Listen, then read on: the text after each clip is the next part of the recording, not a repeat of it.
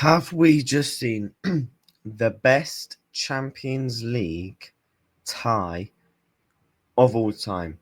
Certainly in my lifetime, as a neutral, that genuinely might be the greatest Champions League tie of all time. You had comebacks, you had drama, you had world class goals, last minute winners taking it into extra time, just all round drama, and it was actually football. For a couple of years now, a couple of people have criticised, the level of quality, possibly in the Premier League, in the Champions League, teams are very systematic based. They don't actually try to play football. They're not actually trying to win. They just want to sit back and go through that way. But we didn't get that with Barcelona and Inter Milan. It was just two teams that just wanted to go for it. And I'm going to score more than you. And that's what we loved, man. That was absolute football. If that was the tweet, that is football. Unbelievable. We thought the first leg was good, but the second leg certainly lived up to the hype as well. 7-6 on aggregate. When do we ever see those score lines? Really?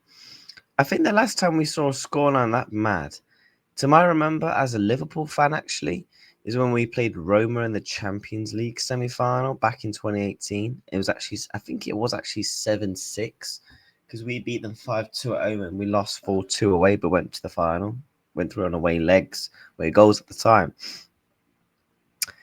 And yeah, absolute madness of a game. It had drama. Was it a penalty? That's another talking point, But look at these stats. These was the stats. Very much in Barcelona's favour. Barcelona had so many chances. I thought in the first half, Inter Milan certainly was the better team. They was actually controlling, and they actually went 2-0 up. And you're thinking, with 45 minutes to go, Barcelona's basically got to throw the kitchen sink. And the way that they play football, with the high line and the press from the front, you're thinking, oof, it's going to leave even more space in behind. I was actually thinking when I was live streaming, I was actually thinking, Inter could nick this probably like a 3-0. And just because of the space in them behind, Inter as a counter-attacking team, when they're resolute and defending well, they're one of the best teams in Europe. And then these are the stats for the second half, heavily again in Barcelona's favour. And then these are the stats for extra time. Inter only having 2 shots. But ultimately, they were clinical, man. They were clinical with all their shots. A Serbi, man, that was drama at the end. We thought the potential Ballon d'Or winner in Rafinha sealed them through to take them to the Champions League final. And then a Serbi just absolutely just does a madness. What a finish. Unbelievable goals, man. The Eric Garcia, man. The height of that ball from the cross. And then to kind of just get it on the side of your foot. As a centre-back, that isn't easy, man. That was an unbelievable finish for Tassi, who does end up getting the winner. What a finish, man. Oh, my days, that bottom left corner. Unbelievable, man. I just can't express what a game of football it was.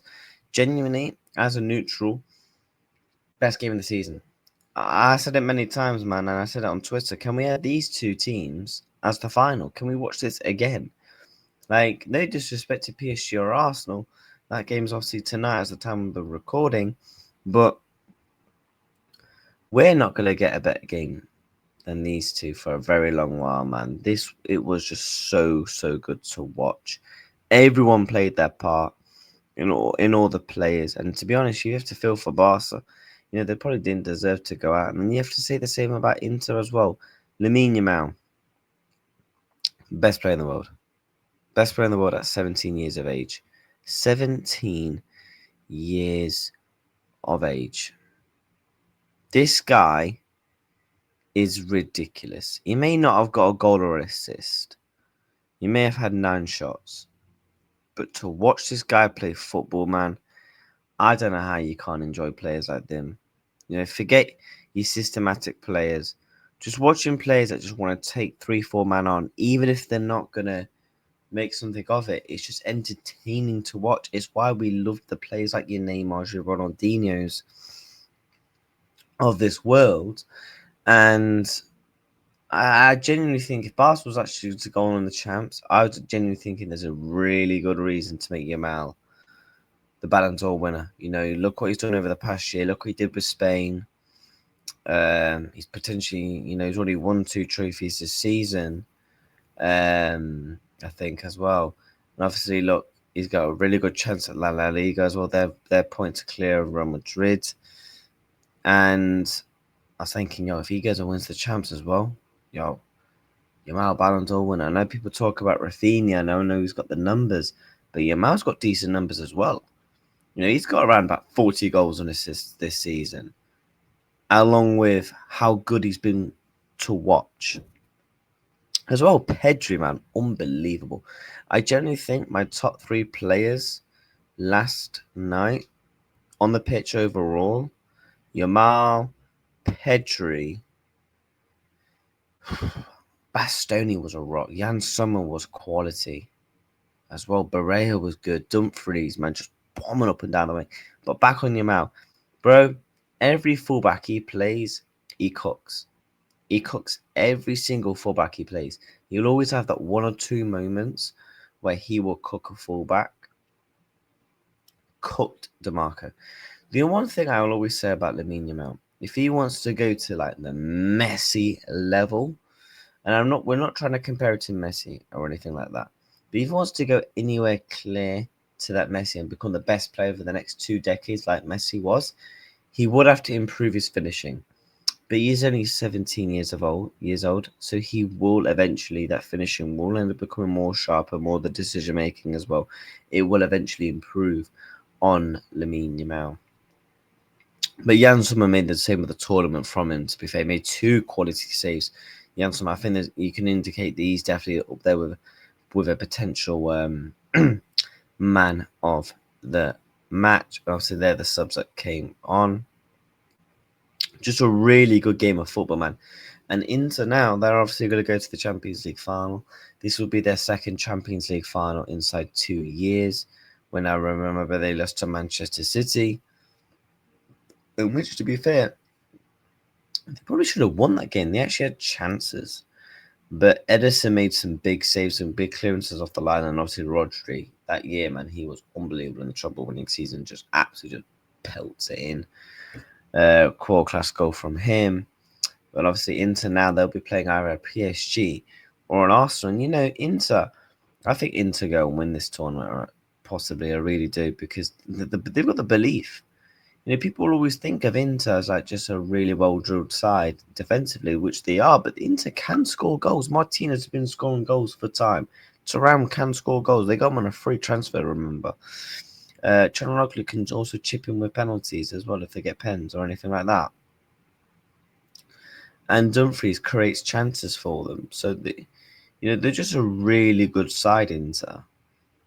And what Inzaghi is doing with them, and he's only been there for a couple of years, 3-4 years, and he potentially, he's already won the league, potentially get into another Champions League final. Really, really underrated manager and coach by Inzaghi, but you got to feel for Flick, man. What a first year for him. It's been with Barca, and you'd expect him to keep it improving and probably take him to the next level next season, that one step further, to try and go win the Champions League. Because it's mad for a club the size of Barcelona. They've not won the Champions League in 10 years. 10 years for Barcelona to not win a Champions League is mad. That's like Manchester United not winning the league for 10 plus years. Like, do you know what I mean? Barcelona used to get into semi-finals, finals, winning the competition.